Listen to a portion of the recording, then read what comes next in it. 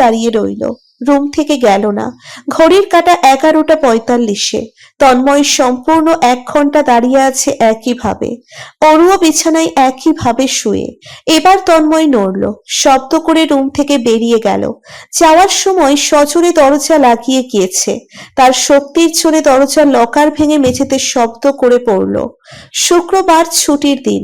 এই দিনে শাহজাহান সাহেবরা বাসায় থাকেন। এই দিনে দুপুরের লাঞ্চ একত্রে করা সকলের জন্য বাধ্যতামূলক। ভাঙা পায়ের ছুতোয় এতদিন অরু নিচের রুমে খেয়েছে, সারাদিন রুমেই থেকেছে। আজও ভেবেছে এই ছুতোই বেরোবে না, তবে তাকে এবার কোনো প্রকার সুযোগ দেওয়া হলো না। কারণ অরুর রুমে স্বয়ং মোস্তফা সাহেব হাজির হয়েছেন। হাত বাড়িয়ে বললেন, চাতুর সঙ্গে আসো।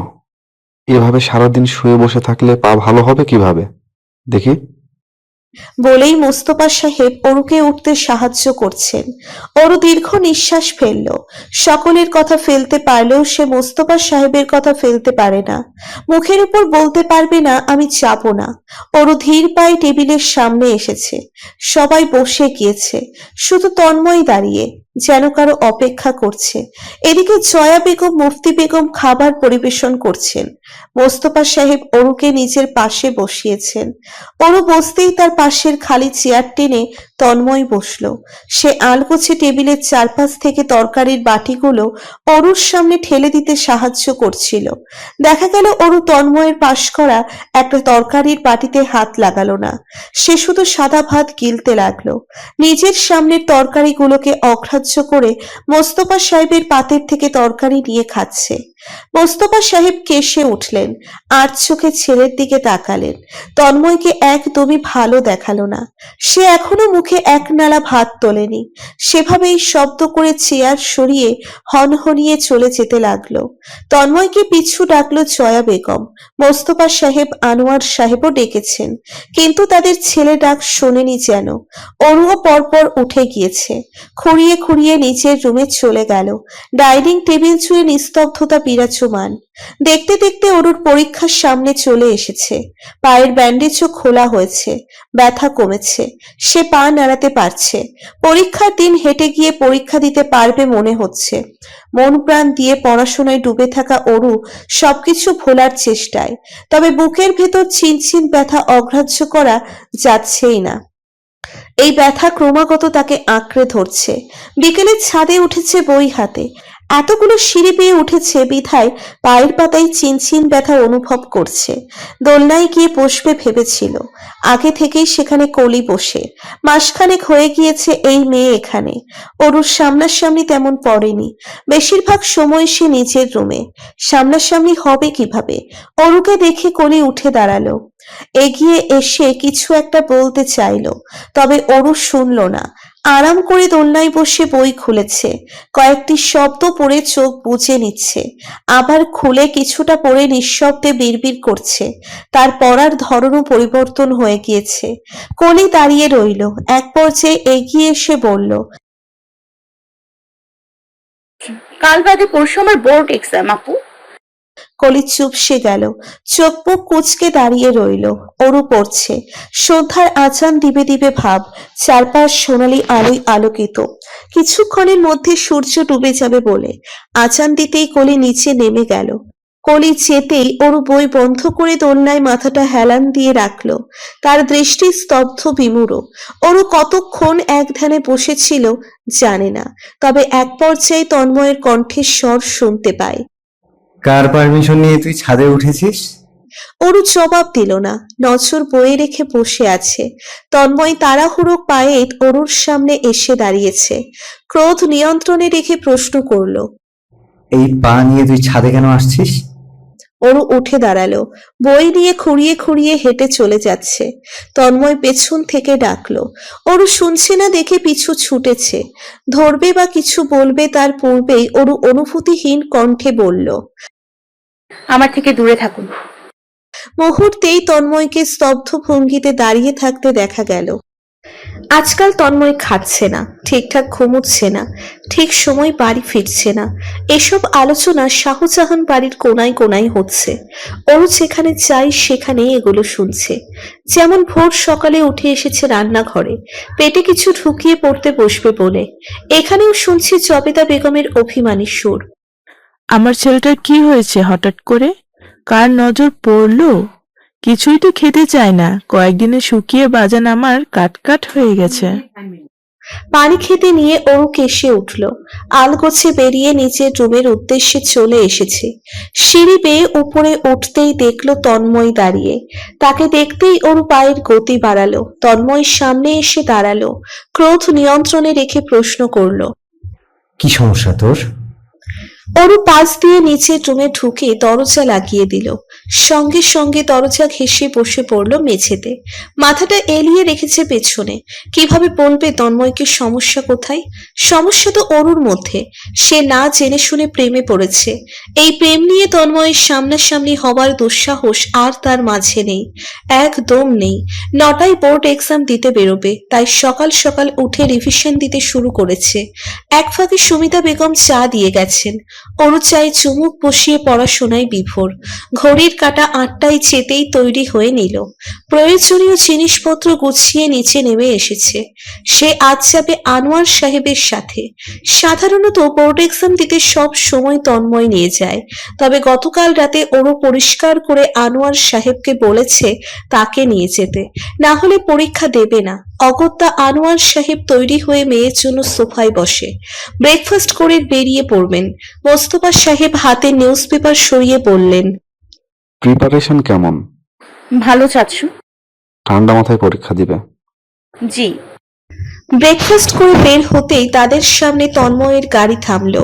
কাজ নামিয়ে তন্ময় আনোয়ার সাহেবের উদ্দেশ্যে বলল, চাচু, তোমার না ইম্পর্টেন্ট কাজ ছিল?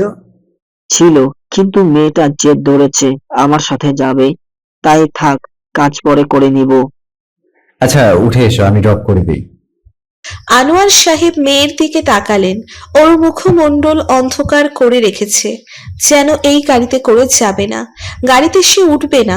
আনোয়ার সাহেব ধীর স্বরে শুধালেন, কি হয়েছে মা, ওঠো। ওরও কিছুক্ষণ ঠাই দাঁড়িয়ে রইল, সময় নিয়ে পেছনে উঠে বসলো। চুপচাপ বসে সে। গাড়ি চলছে। এখন শুধু আনোয়ার সাহেব আর তন্ময়ের আলোচনা শোনা যাচ্ছে। ইদানিং অয়ন খুব ব্যস্ত, সামনে তার অনার্সের ফাইনাল, তার উপর নতুন প্রজেক্ট শুরু করেছে সে। সাবিহাকে দেখতে যাবার সময় নেই। সপ্তাহ খানেক হয়ে গিয়েছে সাবিহাকে এক পলক দেখতে পারেনি, তাই আজ খুব হন্তদন্ত ভঙ্গিতে বাস স্ট্যান্ডের সামনে এসে পৌঁছিয়েছে। কর্নারে বাইক পার্ক করে দাঁড়িয়েছে। ঘড়ির কাঁটা 6টা 45-এ। সাবিহা বেরোবে 7টায়। দাঁড়িয়ে থেকে অয়ন হাতে হাত ঘষছে। শীত নেমেছে, প্রচুর শীত। ঠান্ডা বাতাসের মধ্যে জ্যাকেট পরেও শীতে থরথর করে কাঁপতে হচ্ছে। মুখ দিয়ে বেরোচ্ছে এক রাজ ধোঁয়া। সাবিহা বেরোতে বেরোতে 7টা 20।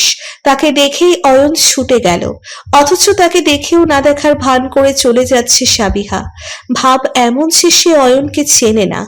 অয়ন হেসে পিছু ছুটেছে, ধীর স্বরে শুধালো, রেগে?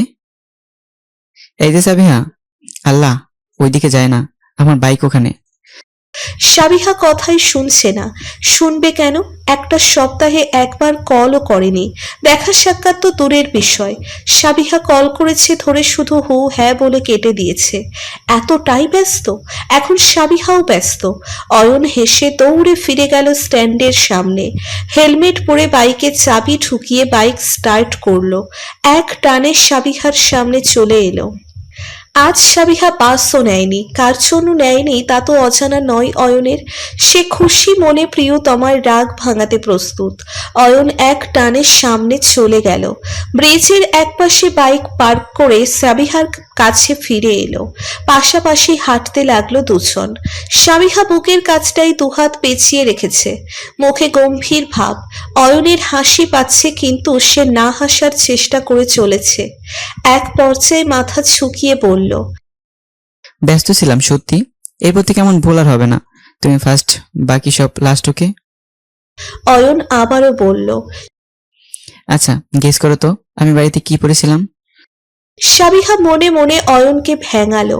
সে কিভাবে জানবে অয়ন বাড়িতে কি পরেছিল? অবশ্য বাড়িতে ছেলেরা ট্রাউজার পরে, না হলে শর্ট প্যান্ট, এগুলোই তো। কিন্তু জবাব দিলে সে রাগ দেখাবে কিভাবে? তাই সাবিহা জবাব দিল না। অয়ন নিজেই বলল, লুঙ্গি লুঙ্গি পরেছিলাম, এক টানে খুলে আরেক টানে প্যান্ট পরে চলে এসেছি। সাবিহা চমকে তাকালো। তার চাহনিতে বিস্ময় অনিবার্য। অয়ন শব্দ করে হাসছে। হাসতে হাসতে চোখের কোণে জল জমেছে। সাবিহা বিরক্ত সুরে বলল, মিথ্যা বলার জায়গা পাও না। তোমার বিশ্বাস হচ্ছে না? আমি বাবার দেখা দেখি মাঝে সাঝে পড়ি। কি যে আরাম, আরাম আর আরাম। কোন দিক দিয়ে বাতাস যায় আর বেরোয় টেরি পাওয়া যায় না। ভেতরে সবকিছু আমার উড়ন্ত পাখির মতো ফ্রি। আহা।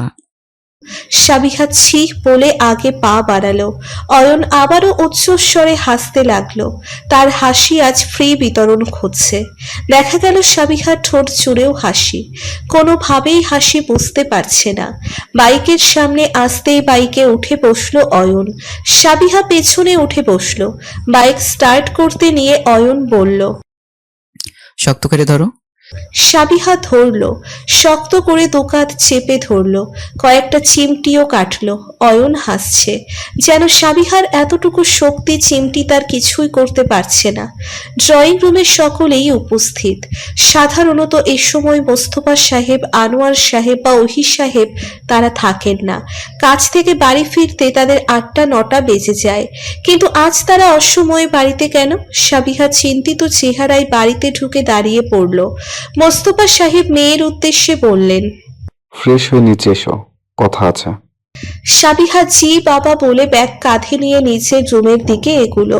মনের মধ্যে সন্দেহ জাগছে। সে যা ভাবছে তা নয় তো? সাবিহা দ্রুত ফ্রেশ হয়ে নিচে নেমে এলো। মোস্তফা সাহেবের ইশারায় পাশের সোফায় বসলো। তার চিন্তা ভাবনা সত্যিতে রূপান্তরিত হয়েছে। যা ভেবেছে তাই শুনছে। তার জন্য বিয়ের সম্বন্ধ এসেছে। উচ্চবিত্ত পরিবার, ছেলে ভালো, একজন নামকরা ডাক্তার। বিয়ের পর সাবিহাকে ইতালি নিয়ে যাবে। সেখানে সেটেল হবে নাকি। 5 মাসের মধ্যেই বিয়েটা শেষ করতে চায়। মোস্তফা সাহেব খুব করে বলেছেন তাকে ভেবে দেখতে। দেখে বোঝা যাচ্ছে তার বাবা এই বিয়ের সম্বন্ধে সন্তুষ্ট। সাবিহার পৃথিবী ঘুরছে। ঝামেলা কি শেষ হবার নয়? এই বিয়ে নামের দাগ জীবনে কেন থাকে? অতিষ্ঠ লাগছে তার সবকিছু। রাতে খেতে বসে সম্বন্ধের বিষয়টি আবার উঠেছে, মূলত তন্ময়কে বলার জন্য। তন্ময় ইদানিং বাড়িতেই থাকে না। ভোর সকালে বেরোয়, গভীর রাতে ফেরে। আজ দ্রুত ফিরেছে মোস্তফা সাহেবের আদেশে। বিয়ের বিষয় উঠতেই তন্ময় খাওয়া বন্ধ করলো। মোস্তফা সাহেবের উদ্দেশ্যে বলল, সাবিহাকে জিজ্ঞেস করেছো ও বিয়ে করতে চাচ্ছে নাকি? বিয়ে তো করতে হবে। আর কত, মাস্টার শেষ হয়ে যাওয়ার পথে প্রায়। তারপর তোমার বোনের বয়স হচ্ছে, ছোট নেই আর। বাসায় আরো মেয়ে আছে, তাদেরও বিয়ে শাদীর ব্যাপার আছে। ওর জন্য অন্যদের আটকে রাখা হয়েছে। ও এখন বিয়ে করবে না, জোরাজুরি করো না। বোনের প্রতি দায়িত্ব বলতে কিছু আছে তোমার মাঝে? আমার মধ্যে নেই। সেটা থাকবে কিভাবে? তবে শুনে রাখো, পরিবার ভালো, ছেলে ভালো। আমার ইচ্ছে। বিয়ে কি তোমরা করবে নাকি? তোমাদের ইচ্ছে দিয়ে কিছু আসবে যাবে না। বিয়ে যে করবে সে যেদিন বলবে সেদিন বিয়ে হবে। সাবিহা রাজি? সাবিহা বলেছে? অবশ্যই। আমি যা বলবো আমার মেয়ে তাই করবে। বাবা ছেলের তর্কের মধ্যে বাকিরা নিশ্চুপ। সকলেই কান পেতে শুনছে, তবে কিছু বলার সাহস পাচ্ছে না। ওর মাথা নিচু করে খেয়ে চলেছে। তর্কাতর্কি যেন সে শুনছে না। আনোয়ার সাহেব বেশ কিছুক্ষণ পর বলল, ভাইয়া, মোস্তফা সাহেব আগেই তাকে থামিয়ে দিলেন। তুই যদি এই ছেলের সাপোর্ট করার জন্য মুখ খুলিস তাহলে এখানেই চুপ করে যা। আনোয়ার সাহেব চুপসে গেলেন। তন্ময় খেতে নিয়ে বলল, সামনে ইব্রাহিমের বড় ভাইয়ের বিয়ে, কার্ড পাঠিয়েছে, দেখে নিও। চুপচাপ খেতে থাকা রুবিনা খানিক নড়ে বসল। আর চোখে তন্ময়ের দিকে তাকালো। মোস্তফা সাহেবও গম্ভীর মুখে ছেলের দিকে তাকিয়ে কিছু একটা বলতে গিয়ে থেমে গেলেন। সেই সময় বিনা আমন্ত্রিত মেহমান চলে এসেছে। অরুর মামা বাড়ির লোকজন দল বেঁধে এসেছে। অরু আর চোখে তাকিয়ে মাথা নিচু করে ফেলল। মোস্তফা সাহেব গম্ভীর মুখে ডাইনিং থেকে উঠে দাঁড়ালেন। অতিথিদের ড্রয়িং রুমে বসতে ইশারা করলেন। আনোয়ার সাহেবও ভাইয়ের পাশে এসে দাঁড়িয়েছে। সুমিতা বেগম হাত মুছে এগিয়ে এসেছেন। আজ শুধু অরুর বড় মামা মামি আসেনি, সাথে তার মেজ মামা মামি এবং তাদের ছেলে এসেছে হানিফ। এই হানিফের জন্যই অরুর হাত চেয়েছে। হ্যাংলা পাতলা এবং কালো দেখতে, একদম অরুর মেজ মামার মতো। মোস্তফা সাহেব অপর পাশের সোফায় বসেছেন। নাস্তা তৈরি করছেন জয়া বেগম। ফটফট কিছু খাবার ট্রে করে এনে সামনে দিয়েছেন। অরুর বড় মামা প্রশ্ন করলেন। অরু কোথায়? সুমিতা বেগম বললেন, খাচ্ছে। আসতে বল। আনোয়ার সাহেবের গম্ভীর মুখে বললেন, ওর পরীক্ষা আছে, এখানে আসতে পারবে না। 2 মিনিটের বিষয়। মোস্তফা সাহেব ডাকলেন। অরু, অরুকে বিরক্ত মুখে উঠে দাঁড়ালো। তার সামনেই তন্ময় দাঁড়িয়ে। মূলত এই লোক তার সামনে দাঁড়িয়ে দেখে এতক্ষণে যেতে পারেনি, না হলে কখন নিচের রুমে চলে যেত। ধীর পায়ে ড্রয়িং রুমে এলো। অরুকে দেখেই ইশারা করলেন তাদের মধ্যে বসতে। অরু এবার মহা বিরক্ত হলো বটে। দুজনের মধ্য গিয়ে বসতে হবে কেন? অরু গিয়ে বসলো। অরুর মাথায় হাত বোলাচ্ছেন তার মেজো মামি। তার বড় মামা হাসি মুখে মোস্তফা সাহেবকে বললেন, সুমিতা বলেছে নিশ্চয়ই। বলেছে, আমিও জবাব দিয়ে দিয়েছিলাম, সেটা বলিনি। বলেছে তাই আমরা সামনাসামনি কথাবার্তা। উপস্থিত সকলের কাহিনী বুঝতে সময় লাগলো না। অরুও সবকিছু বুঝে অবাকের চূড়ান্তে। তাকে আরো অবাক করতে হুট করে তন্ময় সামনে চলে এলো। চোখ মুখ তার লালচে হয়ে আছে। মোস্তফা সাহেব আর চোখে ছেলেকে চোখ রাঙালেন। তন্ময় সেদিকে তাকায়নি অব্দি। গম্ভীরতম স্বরে সে অরুকে আদেশ দিল। অরু, তোর রুমে যা। অরুর হাতের পশম দাঁড়িয়ে গিয়েছে। সে হুড়মুড়িয়ে উঠে চলে যাচ্ছে। এতটা ভয়ঙ্কর সুরে বলেছে যে অরুর শ্বাস গলায় আটকে গিয়েছে প্রায়। তন্ময় পরপরই চলে গিয়েছে। মোস্তফা সাহেব স্বস্তির নিঃশ্বাস ফেলে হেসে বললেন, অরুর পরীক্ষা তো, তাই আর কি। কিন্তু তন্ময়ের ধমকের পর পরিবেশ থমথমে রয়ে গেল। আজ অরুর পরীক্ষা শেষ হয়েছে। মাসখানেক লাগিয়ে পরীক্ষা দিয়েছে। দিন কোনটা রাত কোনটা তফাৎ করতে পারেনি। চোখ মুখ বন্ধ করে পড়তে হয়েছে শুধু। তবুও এবারের পরীক্ষায় সে সম্পূর্ণ মনোযোগ দিতে পারেনি। মন মেজাজ পরীক্ষা দেবার জন্য তৈরিও ছিল না। কেমন রেজাল্ট আসবে তাতেও বেশ চিন্তিত অরু। কিন্তু এখন তার ঘুমানো প্রয়োজন। কিছুদিন ধরে ঘুমোতে পারেনি, তাই পরীক্ষা দিয়ে এসেই বিছানায় মরার মতো পড়ে রইল। কিন্তু তাকে ডিস্টার্ব করতে সুমিতা বেগম চলে এলেন। তখন মাগরিবের আজান দিচ্ছে সবে। তিনি উচ্চস্বরে বললেন, মাজারে যাব, তৈরি হয়ে নে। আমি যাব না। সবাই যাচ্ছি, তুই যাবি না মানে? মা আবার ঘুমে মাথা ব্যথা করছে, ঘুমোতে দাও প্লিজ। একা থাকবি কিভাবে? এভাবেই। তোর চাচ্চু বলেছে এক্ষুনি উঠে তৈরি হয়ে নিতে। আমার পায়ে চিনচিন ব্যথা করছে, রেস্ট নিতে হবে। দীর্ঘ নিঃশ্বাস ফেললেন সুমিতা বেগম। এই মেয়ের সাথে তিনি তর্কে পারবেন না। বললেন, তোর ছোট চাচি বাসায় আছে, কিছু লাগলে ডেকে নিস। হুম।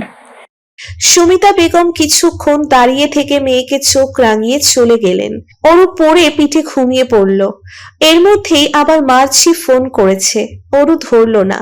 মেয়েটা কল দিয়েই যাচ্ছে। অতিষ্ঠ হয়ে অরু ধরল। ওপাশ থেকে মার্চি চেঁচিয়ে উঠল, জানিস কি হয়েছে?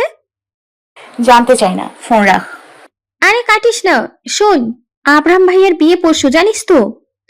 হুম। তারা আজ ব্যাচেলার পার্টি করছে।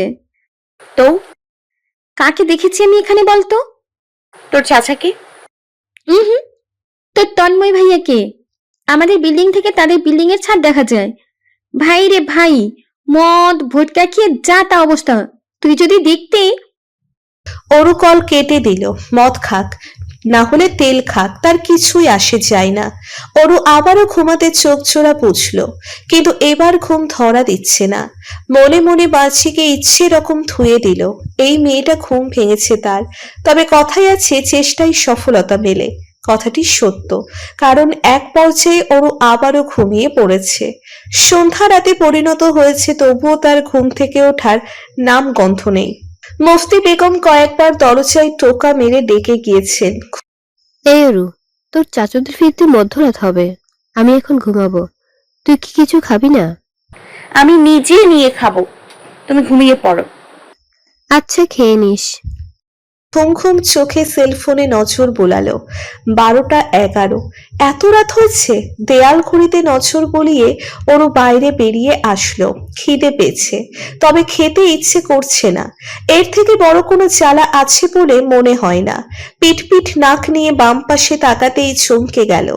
সামনেই কলি দাঁড়িয়ে, একদম তন্ময়ের রুম বরাবর। এই মেয়ে এখানে কেন? কলিও ঘাবড়ে গিয়েছে হঠাৎ ওরুকে দেখে। সে মূলত তন্ময়ের অপেক্ষায়। যখন শুনেছে তন্ময় মাজারে যাবে না, সেও চায়নি, বাসায় থেকে গেছে। এত রাত হলো, তন্ময় এখনো ফিরছে না। কলির চিন্তা হচ্ছে। অরুকে দেখে এগিয়ে গেল, বিচলিত কণ্ঠে শুধালো, আসলে তো দেখতেই পেতে। অরুর মাথাটা ভন ভন করছে। এই উনি উনি শুনে সে ক্লান্ত নাম্বার আছে শুনতে শুনতেও।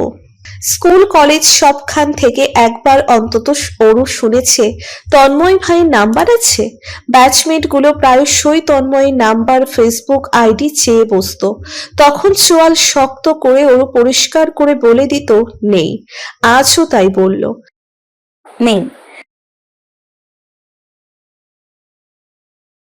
তার কাছেও নেই। কলি বিরক্ত হলো, বলল,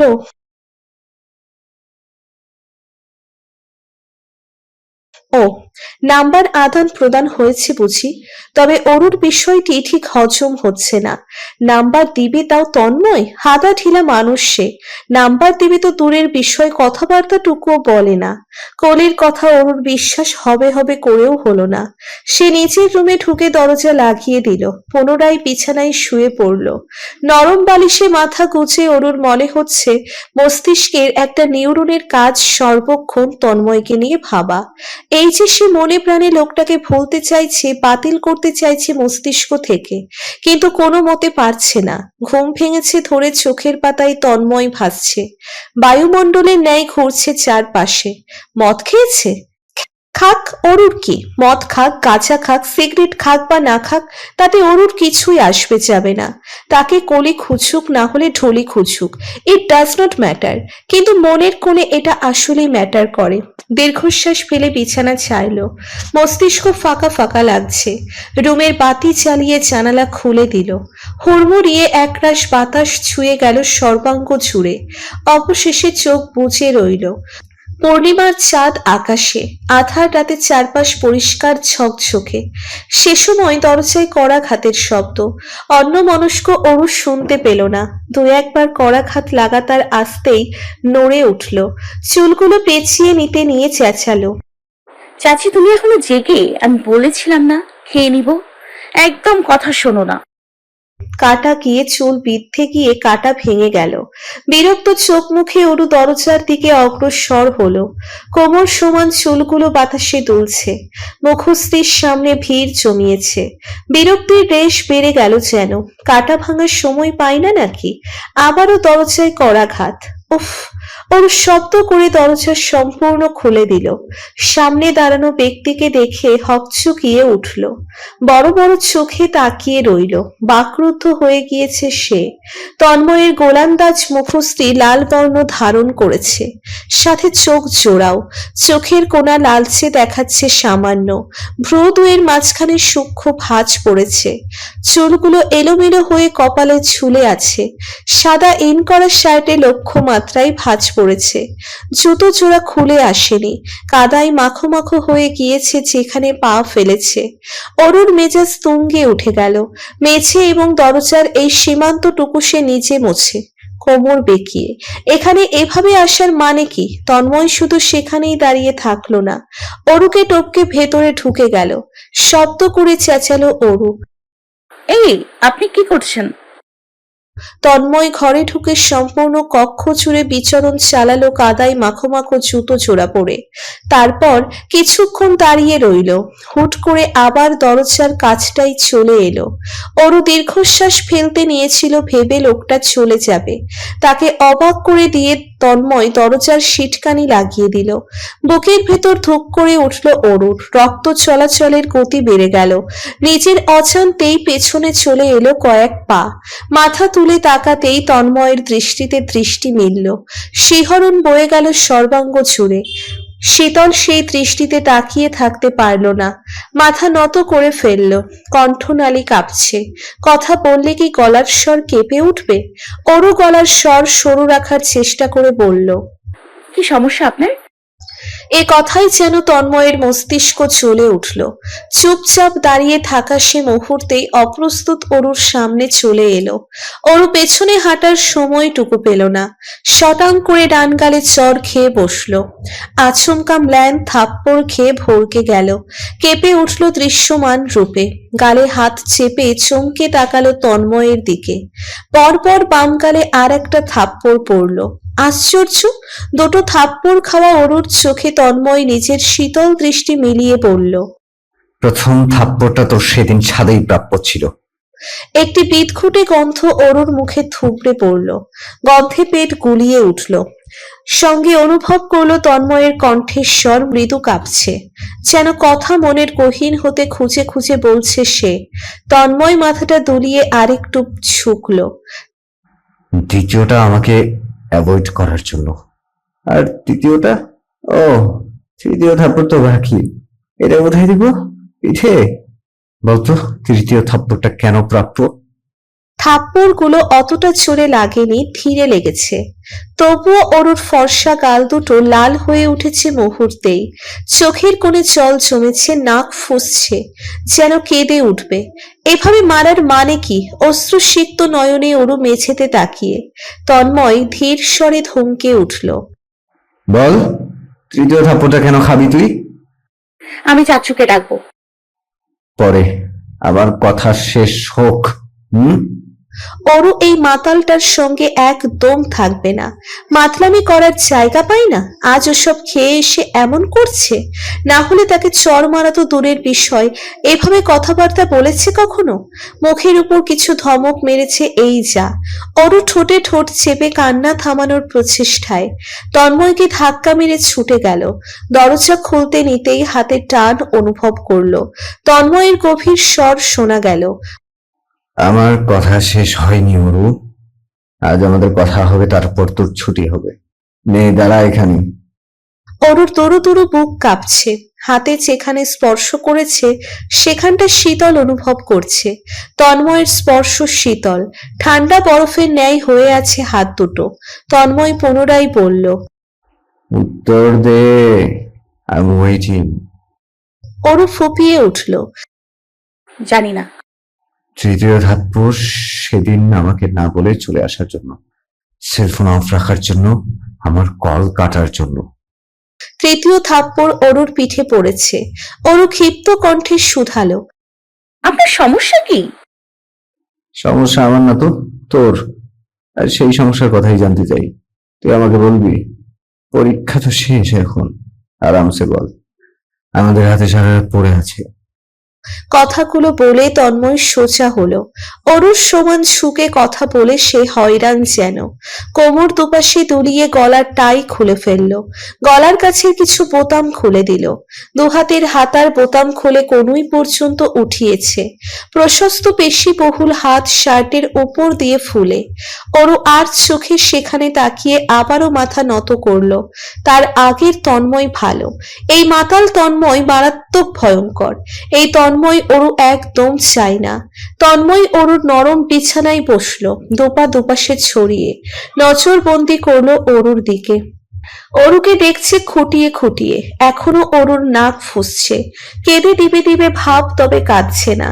তন্ময় পায়ের সাহায্যে চেয়ার টেনে দিল, যেন পা ব্যথা হলে আসামির বসবার সুযোগও রয়েছে। অরু বসলো না। হঠাৎ দরজায় করাঘাতের শব্দ শোনা গেল, মুফতি বেগমের কণ্ঠ, অরু, ঘুমিয়ে আছিস এখনো? অরুর চোখ ছোড়া রসগোল্লার ন্যায় হয়ে গেল। কঠোর হতে বেরিয়ে আসবে চোখ। তন্ময় স্বাভাবিক উঠে দাঁড়ালো, যেন দরজা খুলবে। অরু দৌড়ে দরজার সামনে দাঁড়ালো। মুফতি বেগম দেখলে কেমন দেখাবে ব্যাপারটা, কি বলবে সে? দরজা লাগিয়ে তারা কি করছিল? তন্ময় বাধা পেয়ে আবারও ভেতরে চলে গেল, বসলো না, বরং দাঁড়িয়ে রইল। মুফতি বেগম আরো দুবার দরজায় করাঘাত করেছে, জবাব না পেয়ে চলে গেলেন। অরু দীর্ঘশ্বাস ফেলল, আর চোখে তন্ময়ের দিকে তাকালো। বুকটা ধুক করে উঠল। এভাবে তন্ময়কে অরু কখনোই দেখেনি, তাই হয়তো সে এতটা আকর্ষণ অনুভব করছে। না হলে সব কিছু ভুলে কিভাবে তার মন বারবার কাঁপছে? তন্ময়ের চাহনি পেতেই কেন দুরু দুরু করছে বুকের ভেতর? জানালা দিয়ে আসা দমকা হাওয়া উড়াতে লাগলো অরুর ঘন কালো চুল। তন্ময় এক পা দুপা ফেলে অরুর দিকে অগ্রসর হলো। কাছাকাছি এসে সকল চুলগুলো একত্রে নিচের বাহাতে পেঁচিয়ে নিল। এই অভ্যেসটা তার আগেকার। প্রায় সময় সে অরুর চুল হাতে পেঁচিয়ে টেনে দিত। বড় হয়ে আর করা হয় না, ভালো দেখায় না ভেবে করে না। তবে আজ শুধু চুল নয়, তন্ময়ের ইচ্ছে করছে চুলে মুখ গুজতে। কেমন হবে অরুর চুলের ঘ্রাণ? সামনে সবকিছু ঘোলাটে, এবং দুটো দেখা তন্ময়ের মুখ অরুর ঘাড়ে চলে গেল। অরুর ঘোর মুহূর্তেই কেটে গেল। দুহাত তন্ময়ের বুকে চেপে সরানোর চেষ্টা করলো, সফল হলো না। তন্ময়ের নাক তার ঘাড়ে ছুঁয়েছে।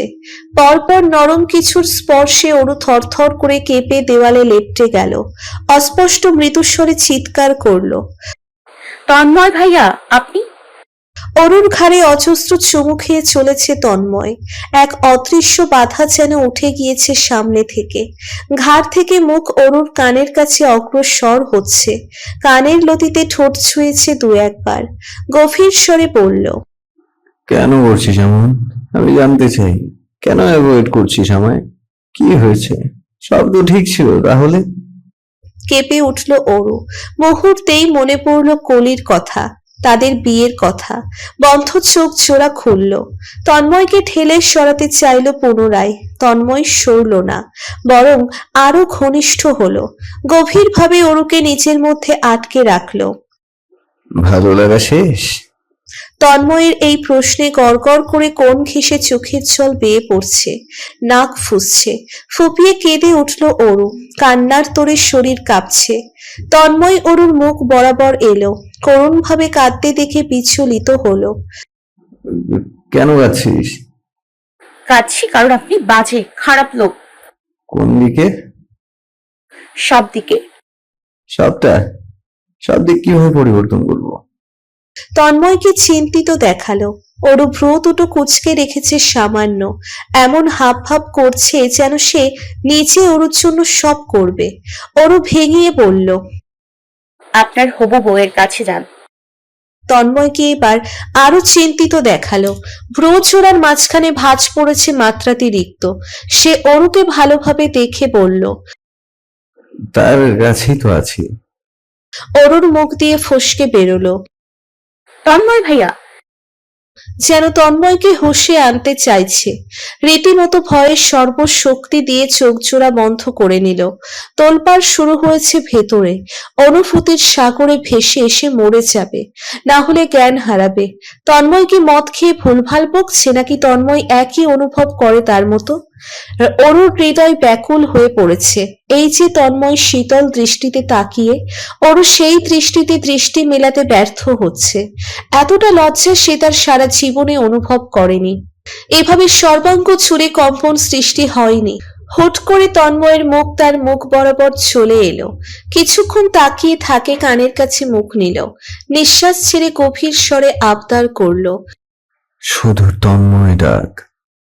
কথাটা বলে তন্ময় আশাহত চোখে অরুর দিকে তাকিয়ে। লজ্জায় অরু ঠোঁটে ঠোঁট চেপে রেখেছে, চোখ পিটপিট করছে। মুখের উপর নাম ডাকতে তার গলায় বিঁধছে। উচ্চারণ করার চেষ্টা করলো কয়েকবার, হচ্ছে না। হুট করে তন্ময়ের চোখে চোখ পড়ল। ঘোর লেগে গেল অরুর। হেপনোটাইজের মতো তাকিয়ে রইল। অস্ফুট স্বরে বলল, তন্ময়। মুহূর্তেই তন্ময়ের সরু পাতলা ঠোঁটজোড়া তার ঠোঁট ছুঁয়ে দেয়। শুধু ছোঁয়াতে থেমে থাকে না, নিজের পেশিবহুল হাতের সাহায্যে আঁকড়ে ধরে অরুর কোমর, নিজের সঙ্গে মিশিয়ে ঠোঁটে ঠোঁট ছুঁয়ে চলে। শ্বাস প্রশ্বাস এক হয়েছে, ঘনিষ্ঠ হয়েছে স্পর্শ। কাঁপতে থাকা অরুর কপাল কুঁচকে আছে।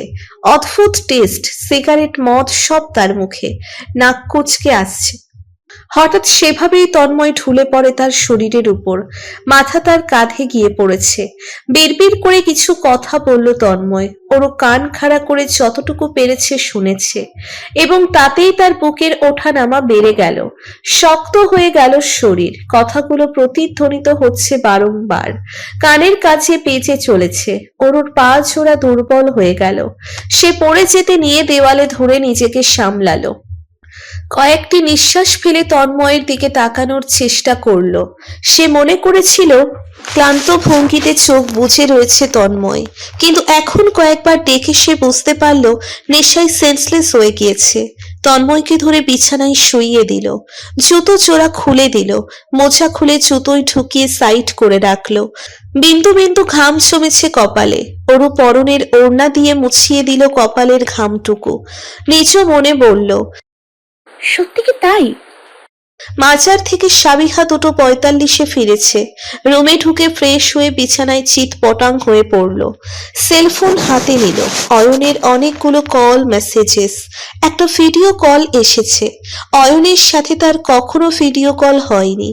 আসলে সে খুব লজ্জা পায় ভিডিও কলে কথা বলতে।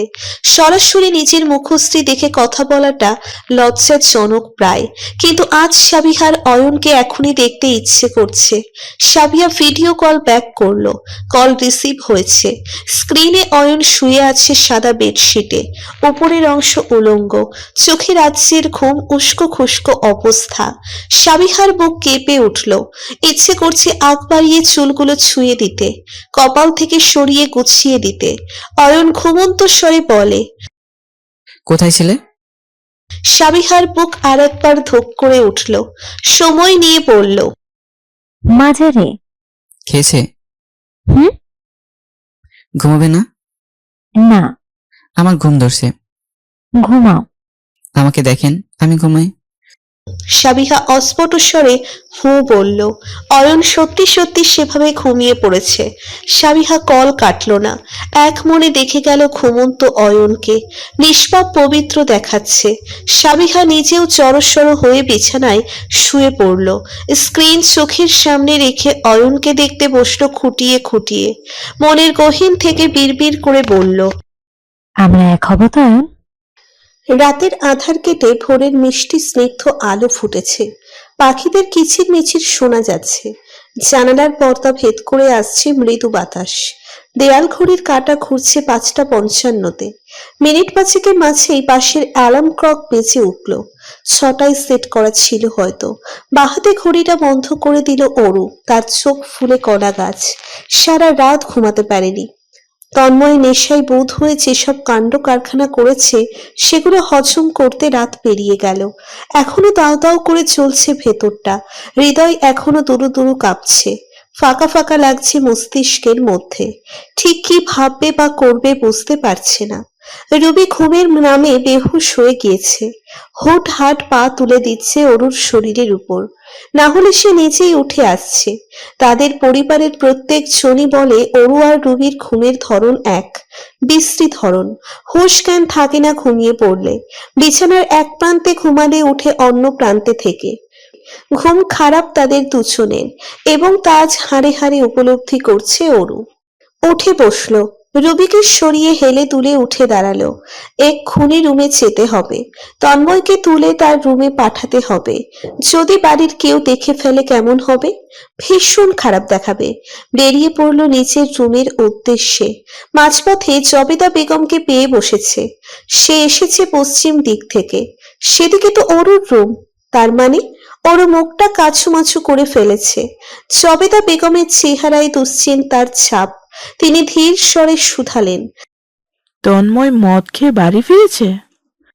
ওর মাথা নাড়ালো, পরপর মাথা দোলালো। চিন্তা ভাবনা করে একটি বানোয়াট মিথ্যে বলল, আমি জানি না। রাতে আমাকে এসে বললেন তার রুমে অনেক ইঁদুর, ঘুমোতে অসুবিধা হচ্ছে, আমাকে অন্য রুমে ঘুমাতে যেতে। তো আমি রবি আপুর রুমে চলে গিয়েছিলাম। জবেদা বেগম দীর্ঘশ্বাস ফেললেন। তার চিন্তিত মুখশ্রী দেখে অরু প্রশ্ন করল, কি হয়েছে বড় মা? তোর চাচুর কাছে বিচার এসেছে। এভাবে মদ খেয়ে রাত বিরাতে হট্টগোল করে এসেছে, বিচার তো আসবেই। তবে এমনটা তো এই প্রথম। ছেলেটা আমার এসব আগে কখনো করেনি। তোর চাচু ভীষণ রেগে। অরু মাথা নত করে রাখল। জবেদা বেগম যাবার পূর্বে বলে গেলেন, লেবু দিয়ে শরবত করে আনি, তুই তন্ময়কে একটু তুলে দে। আচ্ছা। অরু রুমের দিকে অগ্রসর হলো, দরজা ফিরিয়ে রাখা। প্রথমে মাথা ঢুকালো, তন্ময় ঘুমিয়ে। আলগোছে দরজা সম্পূর্ণ খুলে ঢুকলো। তার পরিপাটি রুমের যাতা অবস্থা। মেঝেতে পড়ে থাকা তন্ময়ের শার্ট তুলে নিল। তারপর বিছানায় নজর দিল, পরপর নজর ঘোরালো। উদম শরীরে শুয়ে এই লোক শার্ট খুলেছে কেন? ভাগ্যিস প্যান্ট খোলেনি। দীর্ঘ নিঃশ্বাস ফেলে বিছানার সামনে দাঁড়ালো। না চাইতেও চোখ জোড়া চলে যাচ্ছে তন্ময়ের উদম দেহখানার দিকে। ওঠানামা করা প্রশস্ত বুক, পেশিবহুল হাত, স্লিম পেট ডুবে আছে। আকর্ষণীয় ফিগার। অরু অবশ্য আগেও দেখেছে উদম শরীরের তন্ময়কে, তবে এই প্রথম কাছ থেকে সময় নিয়ে পর্যবেক্ষণ করতে পারছে। গম্ভীর মুখশ্রী এখন মায়ার রাজ্যে পরিণত হয়েছে। ভুরু দুয়ের মাঝে সূক্ষ্ম ভাঁজ পড়েছে, যেন ঘুমের ঘোরে ভালো কিছু দেখছে না। নাকের ডগা এখনো লাল, গত রাতে যাবার পূর্বে অরু কামড়ে দিয়েছিল। ঠোঁটের দিক নজর যেতেই ঘুরে গেল, গলাটা শুকিয়ে কাট কাট। দৃশ্যটি চোখে ভাসতেই বুক দুরু দুরু কাঁপতে লাগলো। তন্ময়কে ওঠানো তার পক্ষে সম্ভব নয়। আপাতত চোখে চোখ রেখে সামনে দাঁড়ানোর মতো হিম্মত নেই। সামনে একদম যেতে পারবে না। ওর প্রয়োজনীয় জিনিসপত্র নিয়ে সাবিহার রুমের দিকে ছুটল। সাবিহা ঘুম থেকে উঠেছে, গোসল নিয়ে মাত্রই বেরিয়েছে। অরুকে দেখে প্রশ্ন করলো, কি হয়েছে? কিছু না, ওয়াশরুম যাই। যা। যেতে নিয়ে অরু ফিরে দাঁড়ালো, সংকোচ বোধ করছে। সেটা লক্ষ্য করে সাবিহা বলল, কি বলবি বল। মাতাল কেউ যদি কিছু বলে সেটা কি সত্যি মেনে নেওয়া যায়? মানে সেটায় কতটুকু সত্যটা থাকতে পারে? সাধারণত ওদের প্রত্যেকটা শব্দই সত্য হয় তখন। মাতাল হয়ে তারা শুধু মনের গহীনে লুকিয়ে থাকা কথাগুলো বলে, যা সে কখনো বলতে চায় না। ধ্যান জ্ঞান থাকে না তো, যা মনে আসে বলে দেয়। বলা যেতে পারে মানুষ মাতাল হলে একটি সাদা কাগজের ন্যায় রূপান্তরিত হয়ে যায়। তবে সবার ক্ষেত্রে নয়। অনেকে মাতাল হলে নিষ্ঠুর প্রকৃতির হয়, কেউ বা আবার উদম পাগল হয়ে পড়ে। যে যেমনটা বাস্তবে হতে পারে না, মাতাল হলে তারা সেটাই হয়। বোঝা গেল? অরু ওয়াশরুমে ঢুকে গেল, ফ্রেশ হয়ে বেরিয়ে বিছানার কোণে বসে রইল। দীপ্ত ছুটে এসেছে, চোখ মুখে অবিশ্বাসের ছাপ। দ্রুততম গতিতে শ্বাস প্রশ্বাস নিতে নিয়ে বলল, তোমরা কিছু জানো? কি হয়েছে কি হয়নি বলো।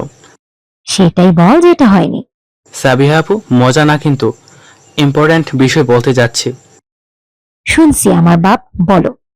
তন্ময় ভাইয়া কাল মদ খেয়ে বাড়ি এসেছিল। সাবিহার হাতে চিরুনি পড়ে গেল।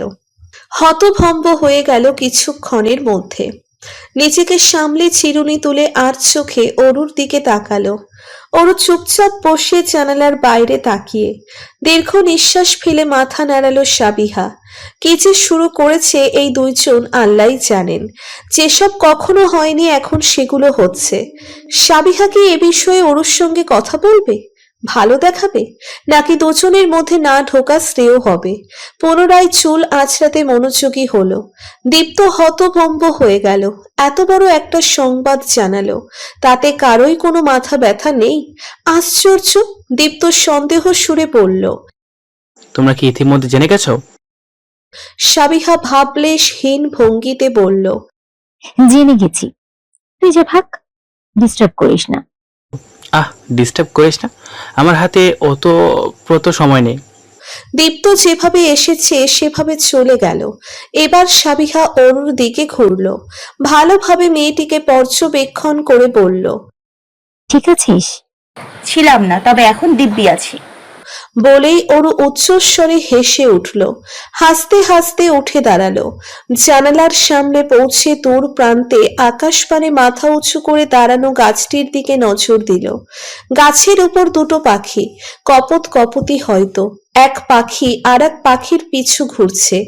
অরুর মন বলল পিছু ঘুরতে থাকা পাখিটি সে, আর সামনে অগ্রসর হতে থাকা পাখিটি তন্ময়। ঠিক এমনটাই হয়ে এসেছিল এতদিন। সে তন্ময়ের পিছু ঘুরত, তন্ময় তাকে অ্যাভয়েড করত। তবে এখন আর এমনটা হবে না। এখন অরু তন্ময়কে জেনেছে, বুঝেছে কিছুটা। এখনো তন্ময়ের ধীর স্বরে বলা কথাগুলো কানে বাজে। অরুর এই বোকার মতো হাসার কারণ জানা নেই সাবিহার, তবে সে নিজেও মুচকি হাসল।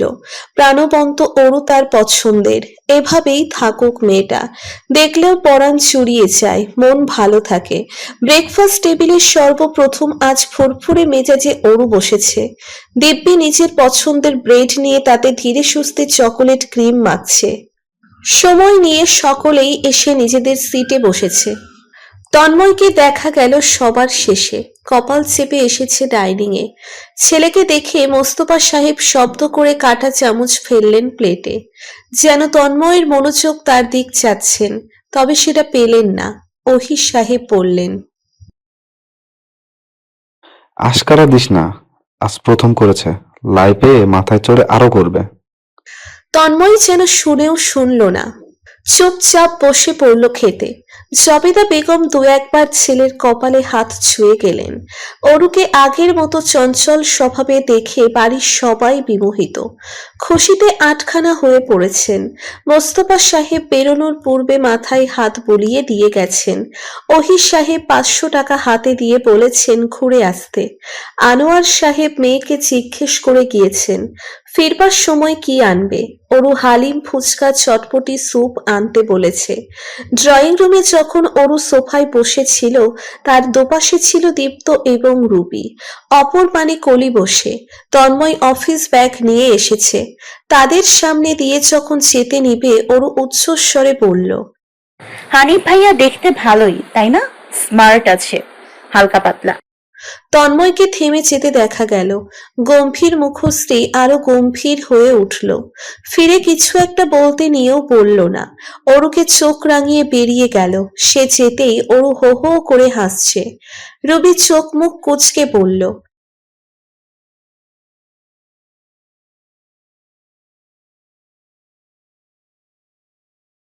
আসলেই ছি। বলেই ওরও গুনগুন শব্দ করে চলে গেল। শুক্রবার দিন কলি চলে যাবে। আজ বুধবার। জয়া বেগম এখন থেকেই কেনাকাটা করছেন কলির সঙ্গে পাঠানোর জন্য। বাড়ির বাচ্চাদের জন্য, মা বাবার জন্য সামান্য কেনাকাটা পাঠাবেন এই যা। এখন কলিকে নিয়ে আসবে কে, এটা নিয়ে বড় সমস্যা। চিন্তিত তাকে কলি নরম সুরে বলল। জয়া বেগম মৃদু হাসলেন, বললেন, না, ও বিজনেস ট্যুরে যাবে, চিন্তা করিস না, ড্রাইভার আছে। নয়তো আকাশ ফ্রি থাকলে সেও যেতে পারে, দেখা যাক। কলি বিরক্ত হলো। তন্ময় একদিন সময় করে যেতে পারবে না? হবু বউ সে তার। আজ বাদে কয়েকদিন পর দুজন এক হবে। এতটুকু করার জন্য এগিয়ে আসার কথা নিচ থেকেই। উল্টে তার বলতে হচ্ছে, বলেও তো কোনো লাভ দেখছে না। কলি বাড়িতে গিয়ে মায়ের সঙ্গে কথা বলবে। তার এই অরুকে একদম ভালো লাগে না। নির্লজ্জের মতো কেমন না কেমন করে। সাবিহার সঙ্গে হঠাৎ পুরনো বন্ধুদের সঙ্গে দেখা হয়ে গেল। হঠাৎ সাক্ষাৎকারে খুশিতে আটখানা তারা। সামনের কফি শপে একসঙ্গে ঢুকলো। আশ্চর্যজনক ভাবে অয়ন ভার্সিটি ড্রেসে বন্ধুদের সঙ্গে সেখানটায় আড্ডা দিচ্ছে। পৃথিবী এতটাই ছোট কি? সাবিহার বুকের ভেতর মোচড় দিয়ে উঠল। অয়ন তাকে এখনো খেয়াল করেনি। মাথা নিচু করে বন্ধুদের বলল, চল অন্যটিতে যাই। বন্ধু সাইফুল হেসে বলল, দোস্ত, এই কফি শপের কফি মারাত্মক, খেয়ে দেখ। শব্দ শুনে অয়ন এবার মাথা তুলে তাকালো। সাবিহাও তাকিয়েছে। দুজনের চোখাচোখি হয়ে গেল। অয়ন চমকে দাঁড়াতে নিয়েও বসে পড়ল। সাবিহা নিশ্চয়ই চাইবে না সে যাক তার বন্ধুদের সামনে। পাশের সিটগুলোতে জড়সড় হয়ে বসেছে সাবিহার বন্ধু বান্ধব। সাবিহাও বসলো। এখান থেকে অয়নকে স্পষ্ট দেখা যাচ্ছে। সে ধীরে কথা বললেও ছেলেটা শুনতে পাবে। অদ্ভুত, সাইফুল মেনু দেখছে। সকলকে অর্ডার করতে বলে সাবিহার দিক তাকালো, বলল, দোস্ত, তোর ব্যাপার স্যাপার কি? কেউ আছে জীবনে? আমি কিন্তু ভাই সেই কলেজ লাইফ থেকে লাইন মেরে আছি তোর পিছনে, পাত্তাই দেস না। সাবিহার গলাটা শুকিয়ে গেল, হাসার চেষ্টা করে বলল, এগুলো বাদ দে না। সবসময় এই টপিক অ্যাভয়েড করিস। Why? Don't you want to life partner? বান্ধবী মল্লিকা বলল, দেখ অলরেডি আছে, আমাদের বলছে না। সাইফুল বলল, এই দোস্ত, আমাকে দেখোস না, আমরাও ট্রাই করতে পারি, বেস্ট কাপল হলেও হতে পারি। এমনিতেও ফ্রেন্ড সার্কেলের সবাই বলে উই লুক গুড টুগেদার, আমারও তাই মনে হয়, ভালো ম্যাচ হবে দুজনের, তাই না মল্লিকা? সাবিহা ভেবে দেখ। অয়ন হঠাৎ করে উঠে দাঁড়ালো, ব্যাগ কাঁধে চেপে বেরিয়ে গেল। পেছনে অয়নের বন্ধু বান্ধবও ছুটেছে। সাবিহা হাতখানা শক্ত করে মুঠো করে রাখলো। পেছনে দৌড় দিবে? অয়নকে কি একটু বোঝাবে? কি বা বলবে? ওদের রেখে যাওয়া তো সম্ভব নয়। সাথে অয়নের বন্ধু বান্ধব আছে। কি পরিচয় যাবে? নিশ্চয়ই অয়ন লজ্জায় পড়বে। গত দুদিন ধরে অয়নের কোনো মেসেজ কলস নেই। সাবিহা কল দিলে ধরছে না, মেসেজের রিপ্লাই করছে না। ছেলেটা কি খুব ব্যস্ত, নাকি সাইফুলের কথাগুলো শুনে রেগেছে? সাবিহা বুঝতে পারছে না সে কি করবে, কার কাছে অয়নের সম্পর্কে জিজ্ঞেস করবে। মন আনচান করছে। তার সচ্ছল পৃথিবীর আকাশে মেঘ জমেছে। দুদিন ধরে সেখানে ঝুম বৃষ্টি নেমেছে। ঝোড়ো হাওয়ায় তোলপাড় শুরু করেছে, ভস্ম করছে ভেতরের সবকিছু। গলা কাটা যন্ত্রণায় বুক ধরে আসছে। জীবনে এই প্রথম সে প্রেমে পড়েছে, বা প্রেম করছে বলা যায়। প্রেমিককে কিভাবে মানাতে হবে বা কি করতে হবে সে সম্পর্কে বিন্দুমাত্র জ্ঞান নেই, বড় শূন্যতা অনুভব করছে। বিষণ্ণ মনে এই নিয়ে অগণতিবার কল করেছে, এখন আবার করলো। রিং হচ্ছে তবে ধরছে না। সাবিহার চোখ জ্বলছে, কান্নার আগামী বার্তা। কিন্তু সে কাঁদবে না, এতটাই ইমোশনাল হয়ে গেল সে। একটি সাধারণ বিষয় নিয়ে তার কান্না আসছে, ডুকরে কাঁদতে ইচ্ছে করছে। সাবিহা নিজের প্রতি ভীষণ বিরক্ত। এত ব্যাকুল হওয়ার কি আছে? মাত্র দুদিন হয়েছে, তাতেই তার এই অবস্থা। অথচ দিন শেষে কান্নার ইচ্ছেটা দমন করা মুশকিল হয়ে পড়ছে। অফিস থেকে বেরিয়ে সাবিহা বাস স্ট্যান্ডের সামনে দাঁড়িয়ে আজও অপেক্ষা করছে, যদি অয়ন আসে। দুদিন ধরে নিম্নে 1 ঘন্টা সময় নিয়ে দাঁড়িয়ে থাকে, একটাই আশায় অয়ন আসবে। এই বুঝি অয়ন এসে মুখ ভর্তি হেসে ডাকবে সাবিহা। কিন্তু সেই মুহূর্ত আসছেই না। দাঁড়িয়ে থেকে সাবিহা আবারও কল করলো। রিং হচ্ছে তবে ধরছে না। ঘন্টা খানেক হয়ে গিয়েছে। সাবিহার আজ দ্রুত বাড়ি ফিরতে হবে। বাসে উঠবে এমন সময় তার সামনে একটি ছেলে এসে দাঁড়িয়েছে। ছেলেটাকে চিনতে তার মিনিট 5 লেগেছে। অয়নের বন্ধু সৌভিক না এটা? সব সময় এই ছেলেটা অয়নের সঙ্গেই থাকে। সাবিহা কিছু বলবে এর পূর্বেই সৌভিক বলল, আপু, আমার কথা রেগে গেলে একটা চড় মেরে দিয়েন, তবুও তন্ময় ভাইকে বিচার দিবেন না প্লিজ। আমি শুধু আপনার কাছে মেসেজ বিতরণ করতে এসেছি। সাবিহার কানে সৌভিকের এগুলো গেল না। সে নিজের মতো উতলা কণ্ঠে শুধালো, অয়ন কোথায়? সৌভিক চমকে তাকালো। সাবিহার উতলা মুখমণ্ডল দেখে মনের ভয় কিছুটা কেটে গেল। প্রাণপ্রিয় বন্ধু অয়ন যখন বলেছে সাবিহাকে গিয়ে আনতে, সে রাজি হয়নি। কেন রাজি হবে?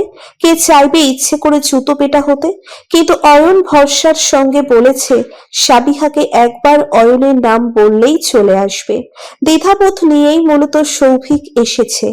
এখন সাবিহার চিন্তিত মুখশ্রী দেখে হালকা অনুভব করছে। মনের গহীনে থাকা ভয় অনেকাংশে কেটে গিয়েছে। হাসি মুখে বলল, আপু সামনেই, 5 মিনিট হাঁটতে হবে শুধু। তাই? আচ্ছা, চলো। সৌভিক আগে হাঁটছে, সাবিহা পেছনে। তারা সামনে এসে দাঁড়িয়েছে একটি রেস্টুরেন্টের। এখানেই তো সেদিন অয়নকে দেখেছে। নিজের বন্ধু বান্ধব নিয়ে এই রেস্টুরেন্টেই ঢুকেছিল সাবিহা। সৌভিকের পিছু পিছু ঢুকলো। ভেতরে কোনো লোকজন নেই, কালারফুল লাইটস জ্বলছে, ফুলের সাহায্য সাজানো চারপাশে, যেমন কেউ পুরোটা বুক করেছে। সাবিহা পুরোপুরি ভেতরে যেতেই অয়নকে দেখতে পেল, তার থেকে কিছুটা দূরে দাঁড়িয়ে, ঠোঁটে জাদুকরি হাসি ঝুলিয়ে রেখেছে। চিরচেনা সেই আদুরে চোখে তাকিয়ে অয়ন সামনের বেলুন ফুটিয়ে উসখুস কণ্ঠে বলল, শুভ জন্মদিন। সাবিহার নাক ফুঁসছে, চোখের ভেতরের কোণ লালচে হয়ে এসেছে। সে যথাসম্ভব নিজেকে সামলে রাখার চেষ্টা করছে, কিন্তু কিছুতেই পারছে না। সাবিহাকে এভাবে দেখে অয়ন দ্রুত পায়ে জিহ্বা কামড়ে এগিয়ে আসলো। রেগে আছো? সরি। আল্লাহ, দেখি কান্না করছো। সাবিহার মুখশ্রী দুহাতে ছুঁয়ে দিল, তাকে টেনে নিচের বাহুতে নিল, সমানে মাথায় হাত বুলিয়ে বলল, আমি ব্যস্ত ছিলাম, সেই ফোন চেক করার সময়টুকু পাইনি। টেনশনে ছিল বুঝি? সৌভিকের চোখ জোড়া কপালে উঠে গেল। এই বান্দর পোলার সাবিহাকে পটিয়ে ফেলেছে, তাদের এলাকার সুন্দরী সিনিয়র আপুকে পটিয়ে ফেললো। সৌভিকের ইচ্ছে করছে অয়নের পা ধরে বসে থাকতে। মাম্মা কি ছিস তুই? তোর গলার স্বর এত মধুর শোনাচ্ছে কেন? আমার গলায় মধু ঢুকেছে তাই। কথাটি বলে ওরু স্তব্ধ হয়ে গেল, নিজের কথায় নিজেই কিং কর্তব্য বিমূঢ়। সঙ্গে শরীর শিরশির করে উঠল, ভেতরে ঠান্ডা স্রোত বয়ে গেল।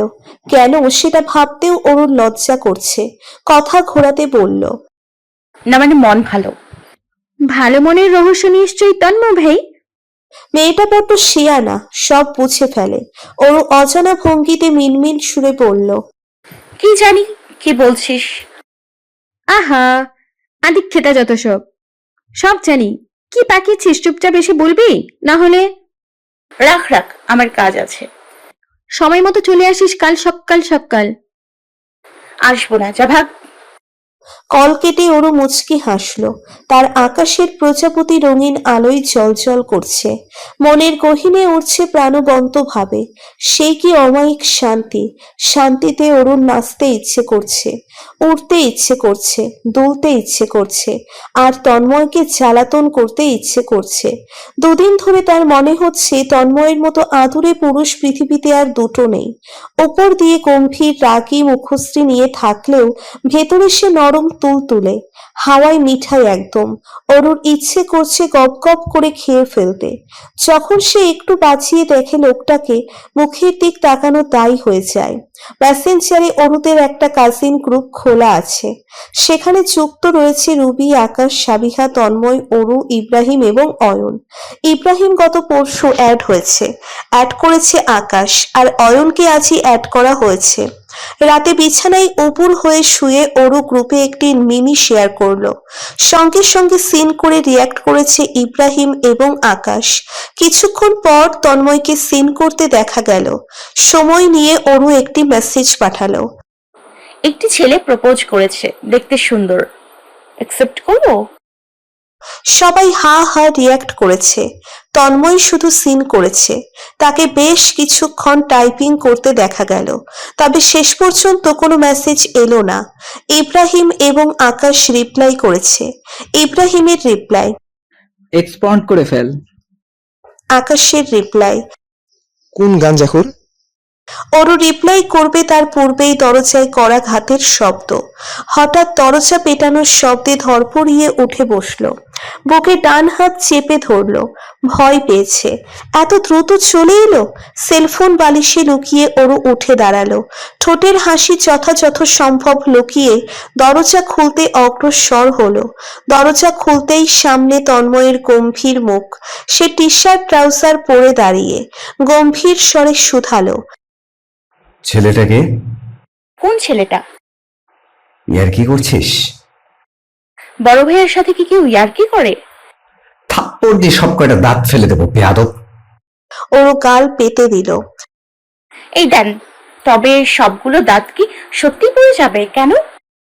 তন্ময় ভাষা খুঁজে পেল না যেন কথা বাড়ানোর মতো, চরম বিরক্ত সুরে বলল, এসব আর শুনলে তোর পা ভেঙে ফেলবো। তর্ক করছিস? চাচ্চুকে বিচার দিব?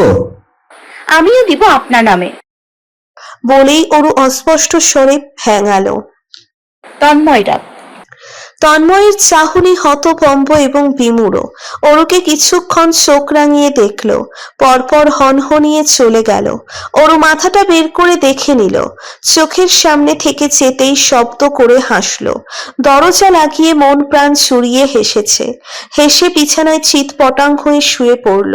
নিজের মেজাজ ফুরফুরে করার নতুন ঔষধ পেয়েছে, সেটি হলো তন্ময়কে জব্দ করা। কি যে সুখ অনুভব করছে সে ভাষায় প্রকাশ করার মতো নয়। রাতে অরু বেশ তাড়াতাড়ি ঘুমিয়েছে, ভীষণ ভালো ঘুম হয়েছে। ঘুম থেকে উঠেছেও দ্রুত, চোখে মুখে তৃপ্তিদায়ক অনুভূতি ছেপে। দরজা খুলে উকি মারল, তন্ময়ের দরজা আটকানো। দরজার সঙ্গে কানের স্পর্শ ঘটালো, শুনতে চেষ্টা করলো জনাব উঠেছে কিনা। টুকটাক শব্দ শুনতে পেল, উঠেছে তাহলে। অরু ফিরে এলো নিজের রুমে, ওয়াশরুম ছুটল। বেরিয়ে সম্পূর্ণ কালো রঙের চুড়িদার পরেছে, ওড়না গলায় ঝুলিয়ে নিজেকে আয়নায় দেখলো। চুল আঁচড়াতে গিয়ে খিলখিলিয়ে হেসে নিল। তার এই রহস্যময় হাসির কারণ অজানা, কিন্তু এখন সে চুল নিয়ে দোটানায় পড়ল। চুলে বিনুনি গাঁথবে নাকি ঝুঁটি, ভেবে চিনতে দুটো বিনুনি গেঁথে নিল। পরপর শুনতে পেল পাশের রুমে দরজা খোলার শব্দ। ওরও তৎক্ষণাৎ হেলে দুলে বেরিয়ে পড়ল। তন্ময়ের সামনে চেতে নিয়ে গুনগুন করে সুর তুলল। গানের বিশেষ লাইনগুলো গাইতে গাইতে অগ্রসর হচ্ছে। এখন পান চাইলাম পান দিলায় না, তোমার সনে কিসের প্রীতি। স্তব্ধ তন্ময়কে রেখে সিঁড়ি বেয়ে চলে যাচ্ছে। তন্ময়কে বেশ সময় নিয়ে নামতে দেখা গেল। অরু তখন ছোটাছুটি করছে ডাইনিং রুম জুড়ে। নুপুরের রিনিঝিনি শব্দ চারপাশ হতে প্রতিধ্বনি তুলছে। মুফতি বেগম হেসে বললেন, মাশাআল্লাহ, কি সুন্দর লাগছে দেখতে। তা এত সকাল সকাল সেজেগুজে তৈরি হয়েছিস যে? অরু পা তুলিয়ে চেয়ার টেনে বসেছে দীপ্তর পাশে, হেসে জবাব দিল, মার্জের বাসায় যাব চাচি, আন্টি আমাকে ইনভাইটেশন দিয়েছে সারাদিন সেখানে থাকতে, সন্ধ্যায় ফিরবো। আনোয়ার সাহেব বললেন, সারাদিন থাকতে হবে কেন? বাবা গল্প করব, বাড়িতে বসে থেকেই বা কি করব। আচ্ছা ঠিক আছে। খেয়ে দিয়ে ওরও কাঁধে ব্যাগ নিয়ে বেরিয়ে পড়েছে। সাইকেল বের করতে নিয়ে দেখলো তন্ময়ের গাড়ি এখনো দাঁড়িয়ে। গাড়িটি যেন দেখেনি এমন ভাবে সাইকেলে চড়ে বসলো। তন্ময় গাড়ির কাঁচ নামালো, বিরক্ত সুরে বলল, উঠে আয়। ওরও নড়ল না, একই ভাবে বসে, যেন তন্ময়ের ডাক সে শোনেনি।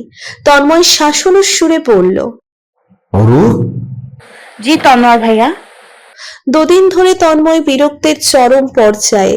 সে এতটাই বিরক্ত যে যেকোনো কিছু নির্দ্বিধায় খেয়ে ফেলবে। ঘন ঘন কিছু নিঃশ্বাস নিয়ে পুনরায় বলল, উঠে আয়।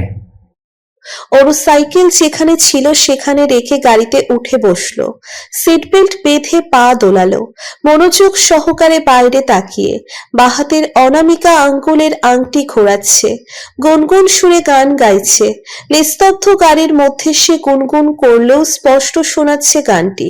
মধুর স্বরে গানের এক একটি লাইন এতটাই মনোমুগ্ধকর শোনালো যে স্ট্রিং এ রাখা তন্ময়ের হাত নড়ে উঠল দৃশ্যমান রূপে। ঠোঁট কামড়ে ওর চুপসে গেল। গান গিয়ে আরেকটু বিরক্ত করতে চাচ্ছিল তন্ময়কে, তবে ভেবে চিন্তে করলো না। যদি লোকটা ফেটে ওঠে, রেগে আবার তাকে চর সত্যি না মেরে বসে। পেটে কথার ফুলচুরি দমিয়ে আর চোখে তন্ময়ের দিকে তাকালো। মুহূর্তেই চোখে চোখ পড়ল।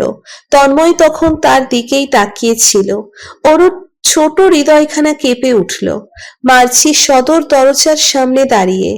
অরুকে দেখতেই তাকে নিয়ে সোজা বাড়ির ভেতরে ঢুকছে। তাদের সামনে পড়েছে রোকেয়া বেগম, মার্চির মা। তিনি অরুকে বেশ কিছু প্রশ্ন করলেন পরিবার নিয়ে। কেমন আছে সবাই? অরু জবাব দিবে তার পূর্বে মার্চি অধৈর্য ভঙ্গিতে অরুকে টেনে নিয়ে যাচ্ছে। নিচের রুমে ঢুকে দরজা লাগিয়ে দিল। অরু বিছানায় বেসামাল হয়ে বসলো। মার্চি প্রশ্ন করলো, কোন ছেলে প্রপোজ করেছে তোকে? চমকে তাকালো অরু। মানে? মানেটা নিয়ে আবার কি? তাড়াতাড়ি বল কোন ছেলে। কি সব বকছিস? তন্ময় ভাইয়া কল দিয়ে আমাকে বলেছে ছেলেটার পরিচয় দিতে। যেই ছেলে তোকে প্রপোজ করেছে মনে হয় ধলাই দিবে। ওরও কিছুক্ষণ বোকার মতো তাকিয়ে রইল। কাহিনী বুঝতে তার খানিক সময় লাগলো। বুঝতে পেরে হো হো শব্দে হাসতে শুরু করেছে। হেসে বিছানায় শুয়ে পড়ল। তার পাশে মার্জিও শুয়ে পড়ল। দুজনের চাহনি চলন্ত ফ্যানে রয়েছে।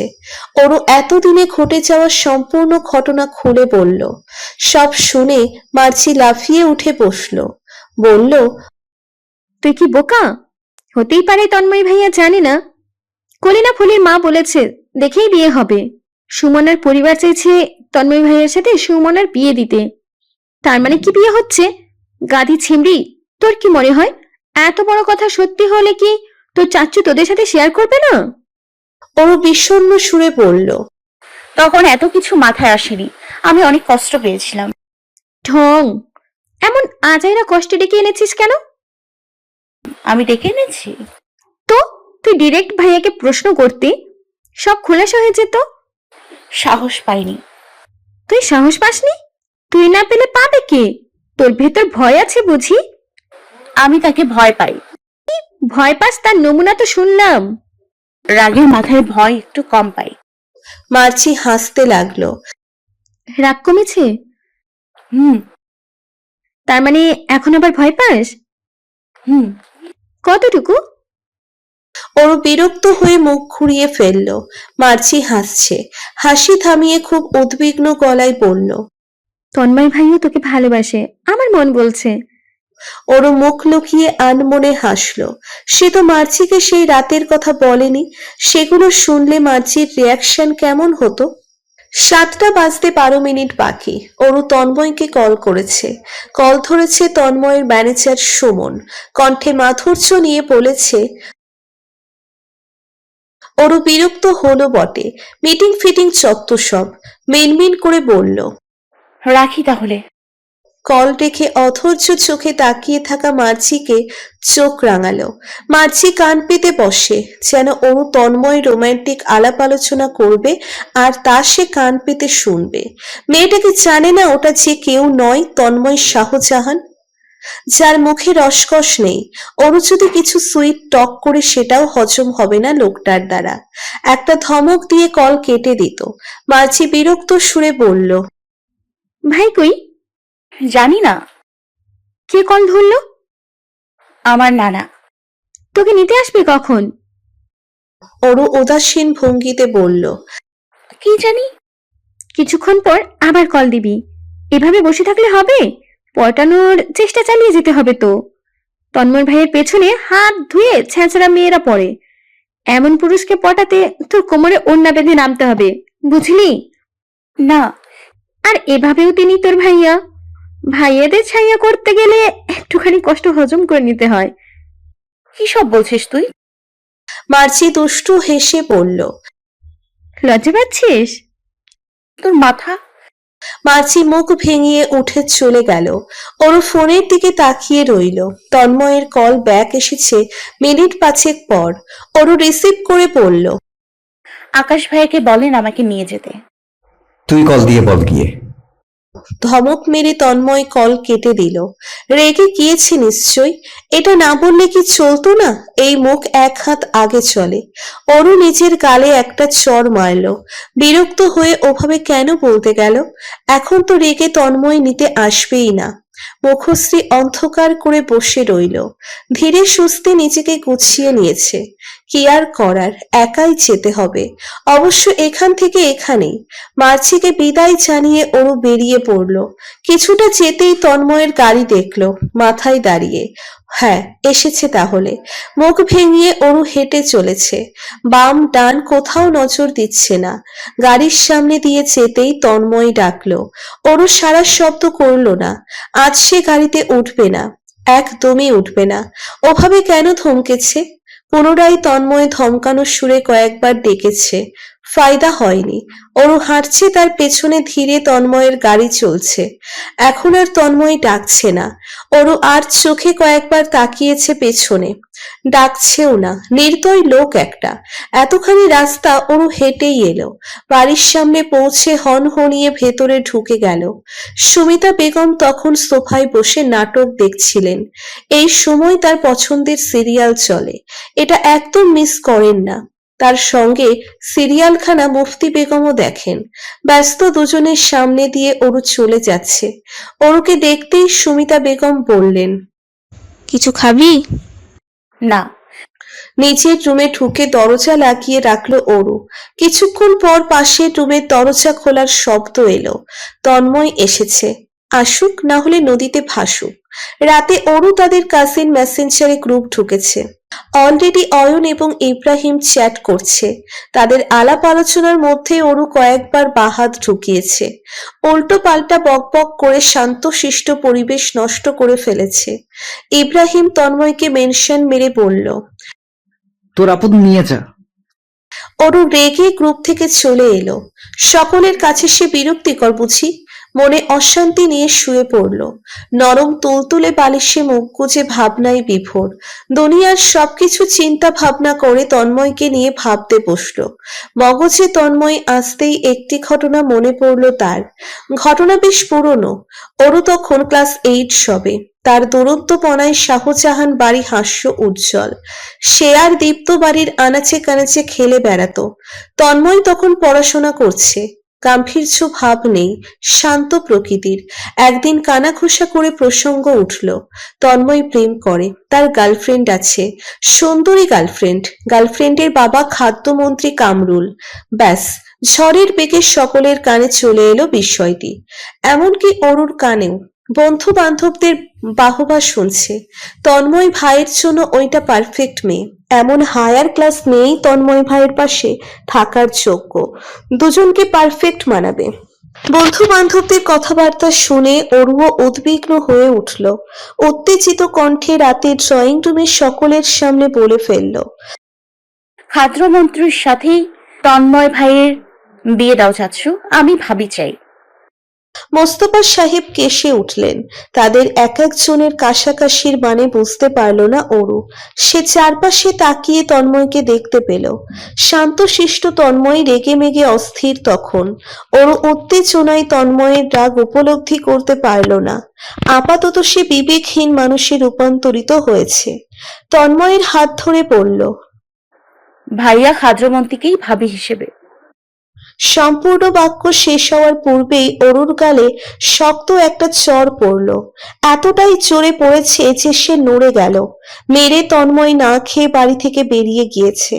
মার খেয়ে অরু বিষম খেয়েছে যেন। এর আগে তন্ময় তাকে কখনো মারেনি। আদরে বাদর বানানো তার তন্ময় ভাইয়া তাকে মারল। অরু কান্নাকাটি করে অস্থির। তাকে কেউ শান্ত করতে পারছে না। এমনকি মোস্তফা সাহেবও নন। আনোয়ার সাহেব মেয়েকে বোঝানোর চেষ্টা করলেন। নরম সুরে বললেন, আম্মা, খাদ্যমন্ত্রী তো পুরুষ, ভাবি কেমনে করবে তারে? আনোয়ার সাহেবের কথা শোনার মতো মন মানসিকতা অরুর নেই। খাদ্যমন্ত্রী তার মাথা থেকে বেরিয়ে গিয়েছে। এখন শুধু তন্ময়ের জ্বরের কথা মনে আছে। জ্বর খেয়ে অরুর রাতে 101 ডিগ্রি জ্বর এসে পড়ল। জ্বর কাবু করে ফেলেছে তাকে। মুখটা শুকিয়ে একটুখানি হয়ে গিয়েছে। ডাক্তার ডাকা হয়েছে। অরুকে দেখে শুনে ঔষধ দিয়ে গিয়েছেন। জ্বরে আক্রান্ত অরুকে বেশ রাত করে তন্ময় দেখতে এসেছে। অরু তখন ফুপিয়ে ফুপিয়ে কাঁদছে। তন্ময়কে দেখে দূরে সরে গেল। এক থাপ্পড় খেয়ে এতটাই ভয় পেয়েছে যে তন্ময়কে কাছে আসতে দেখেই 100 হাত দূরে চলে যাচ্ছে। অস্থির তন্ময় অরুকে ঘন্টাখানেক লাগিয়ে মানিয়েছে, বুঝিয়েছে। অরুর কান্নাকাটি থামাতে সে আদর স্বরূপ কপালে চুমুও খেয়েছে। অরুর কান্নাকাটি থেমেছে। চরের কথা ভুলে আবারও একটি চর খাওয়ার উদ্দেশ্যে বলল, বলেন তাহলে আপনি খাদ্যমন্ত্রীকে বিয়ে করবেন? তন্ময়ের নাক ফুঁসছে। সে নিজেকে সামনে রাগী স্বরে বলেছিল, তুই খাদ্যমন্ত্রী কামরুল আর আমি তোকে বিয়ে করব, ঠিক আছে? তখন বিষয়টি বুঝতে পারেনি অরু, শুধু তন্ময়ের রাগী স্বর বুঝেছে এবং কেঁদেছে। তবে এখন বালিশে মাথা গুজে থাকা অরু শব্দ করে হাসছে। এসব মনে করলে যেমন হাসি পায়, তেমনি সে লজ্জায় হতভম্ব হয়ে পড়ে। অরু আন্দাজ করলো সে ছোট থেকেই তন্ময়কে জ্বালিয়ে আসছে। 1 মিনিট শান্তি দেয়নি লোকটাকে। এতগুলো বছর তাকে সামলানো কম কথা নয়। অরুর আজ সত্যিই তন্ময়ের উপর মায়া হচ্ছে। মায়াটুকু বেশিক্ষণ রইল না। বৃহস্পতিবার সকাল সকাল অরু সেজেগুজে তৈরি হয়েছে। আজ সে টকটকে লাল কামিজ পরেছে। লাল কামিজের সঙ্গে মিলিয়ে লাল নাগরাজ জুতো পরেছে। লাল চুড়ি দুহাতে পরেছে। নূপুরও লাল রঙের পরেছে। তার এই মাথা থেকে পা অব্দি লাল সাজার কারণ তন্ময়। তন্ময়ের লাল রং একদম পছন্দ নয়। লাল রং দেখলেই তন্ময়ের ভ্রু দুটোর মাঝখানে সূক্ষ্ম ভাঁজ পড়ে। আজ সেই ভাঁজকে তাজা করতে অরুর এই সাজ। সিঁড়ি বেয়ে নামতে থাকা অরুকে দেখে খাবার টেবিলে বসে থাকা সকলেই আহম্মকের মতো তাকিয়ে রইল। সাত সকাল বেলা এমন সেজেগুজে খেতে আসার কারণ কি আদৌ আছে? আশ্চর্যজনক ভাবে সে সময় তন্ময় গ্লাসে মুখ দিয়েছে। কিছুটা পানি কেবলই মুখে নিয়েছিল। অরুকে দেখে গলায় পানি নিয়েই কেশে উঠেছে। কাস্তে কাস্তে কপালের মধ্যস্থান কুঁচকে গিয়েছে। পাশে বসা আকাশ পিঠ থাবড়ে বলল, ঠিক আছিস? অরু হাসি মুখে আনোয়ার সাহেবের পাশে এসে বসেছে। সুমিতা বেগম মাথা দুপাশে অতিষ্ঠ ভঙ্গিতে নাড়ালেন। মেয়েটার করা কার্যকলাপ আজকাল তার সুবিধের মনে হয় না। কি হয়েছে কে জানে, কি সব উদ্ভট আচরণ করে চলেছে। এক দণ্ড শান্তিতে থাকে না। এই মেয়েটার মধ্যে শান্তি বলতে কিচ্ছু নেই। আজ ব্রেকফাস্ট প্লেটে দিতে কলি সাহায্য করছে। জবেদা বেগম না করেছেন, কিন্তু কলি শুনল না। তন্ময়ের সামনে এসে দাঁড়িয়েছে কেবলই। খাবার প্লেটে উঠিয়ে দিবে তন্ময় হাত দেখিয়ে বলল, আমি পরোটা নিব না। জবেদা বেগম বললেন,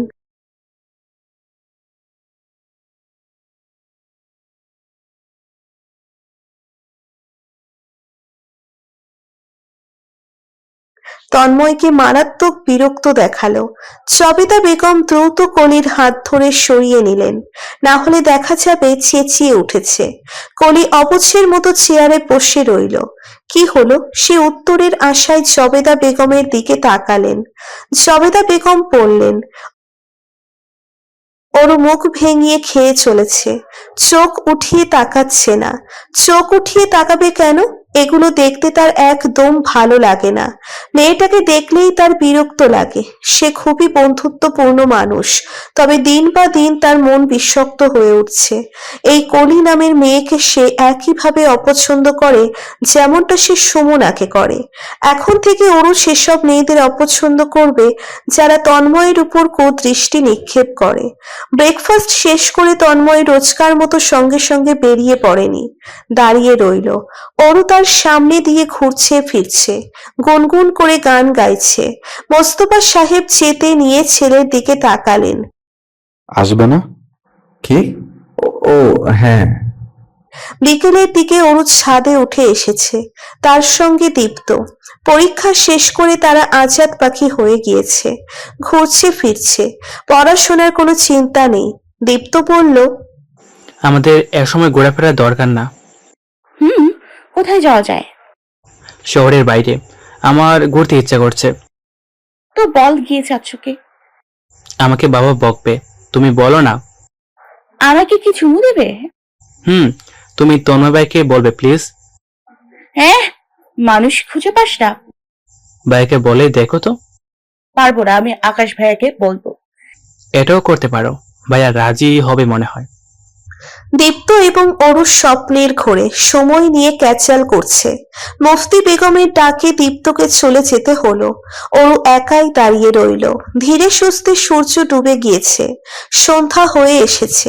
মাগরিবের আজান দিয়েছে।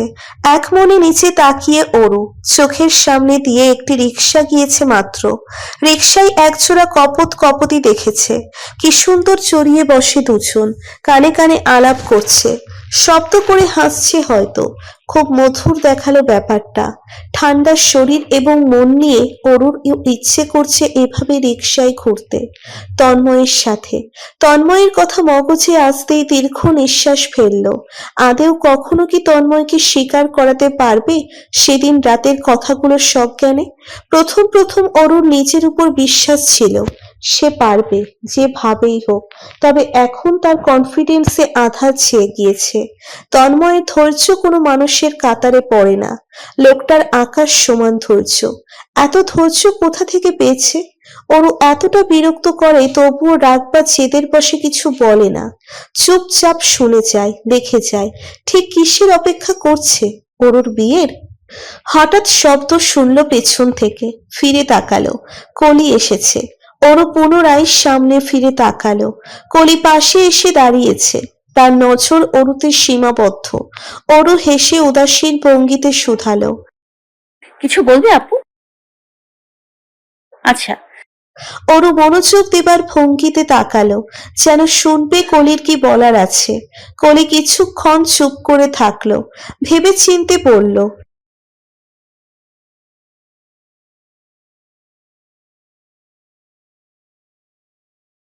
অরুর হাসির রেখা বড় হলো।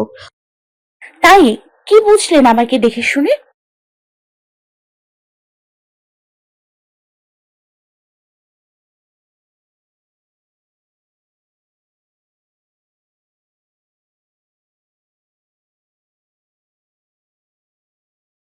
না, বাধে না। অরুর স্পষ্ট জবাবে কলি থমকে গেল। মুহূর্তেই তার ভদ্রতা বজায় রাখা ঠোঁটের হাসিটুকু বিলুপ্ত হয়ে গেল। কলির মুখশ্রী দেখে অরুর শব্দ করে হাসতে ইচ্ছে করলো। মনে মনে তন্ময়কে ইচ্ছে মতো বকলো। এত সব মাছি জড়ো করেছে নিজের আশেপাশে যে সেগুলো এখন তাকেও রেহাই দেয় না। অসহ্য। কলি কিছুক্ষণ তাকিয়ে রইল। দীর্ঘশ্বাস ফেলে বলে উঠল,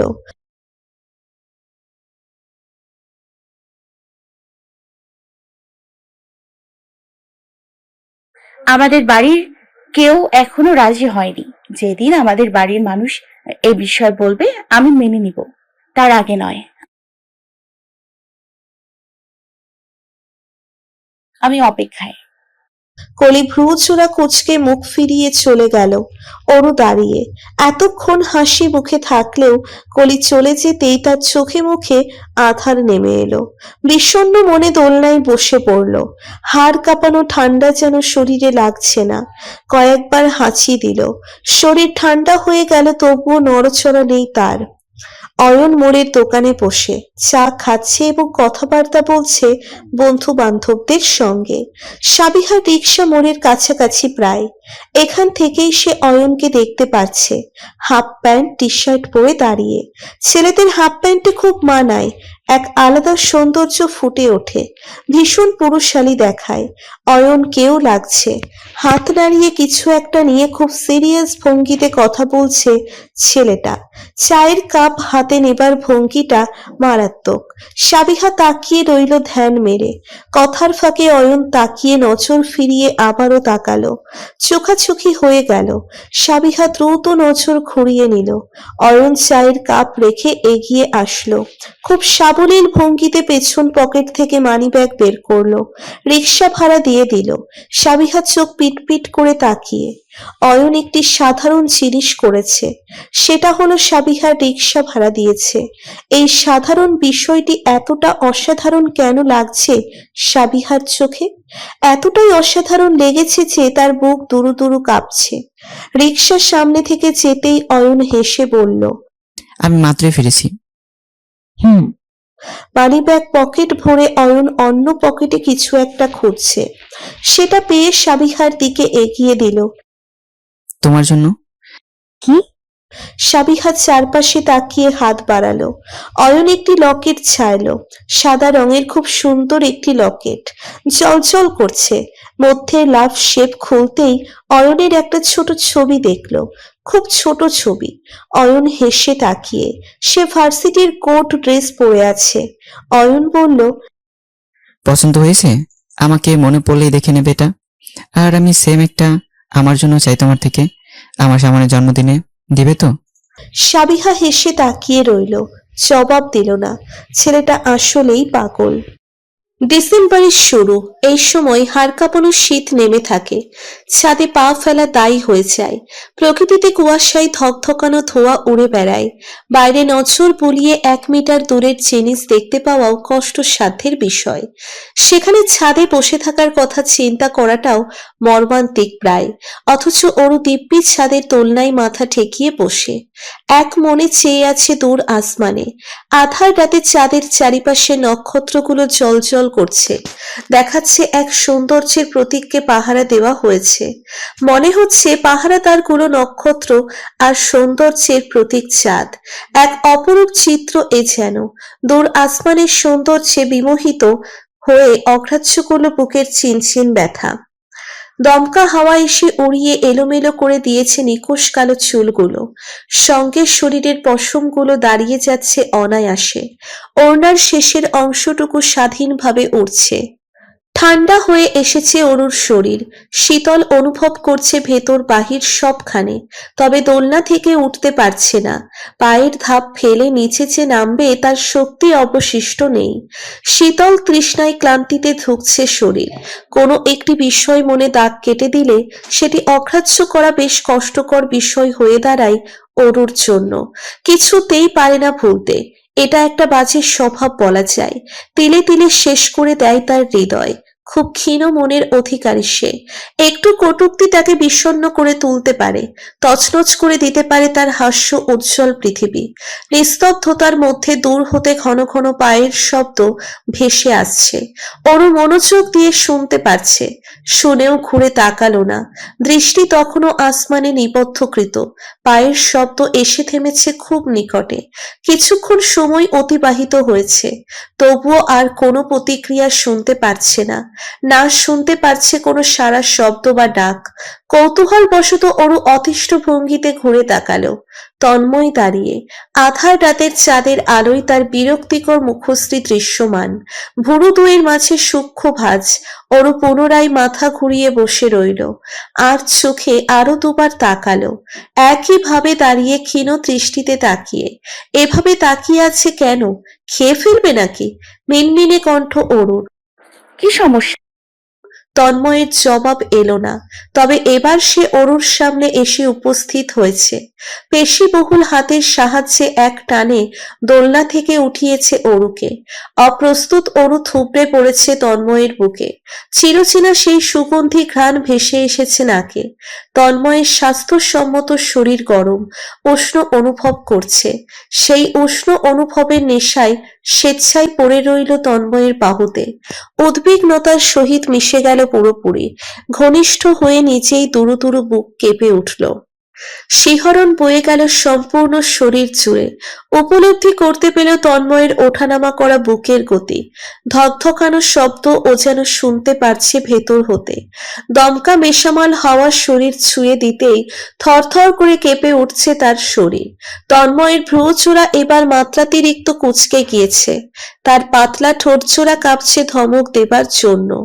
গলায় ধমক আটকে রেখে সাবলীল ভঙ্গিতে শরীর থেকে নিচের জ্যাকেট খুলে ফেলল। পরপর ব্যস্ত ভঙ্গিতে অরুর পায়ে পরিয়ে দিল। জ্যাকেটে লেপ্টে থেকেও অরুর কাঁপুনি কমছে না। তন্ময় টেনে নিতে চাইলে অরু যাচ্ছে না। ঠায় দাঁড়িয়ে একইভাবে। তন্ময় থেকে ঘুরে দাঁড়ালো, অভিমানে তার কণ্ঠে আষ্টে পৃষ্ঠে জড়িয়ে। আমি যাব না। কেন? আপনাকে আপনাকে তো ধরে রাখিনি, যান। মায়ের খেতে ইচ্ছে করছে? না, আপনি ভাগেন।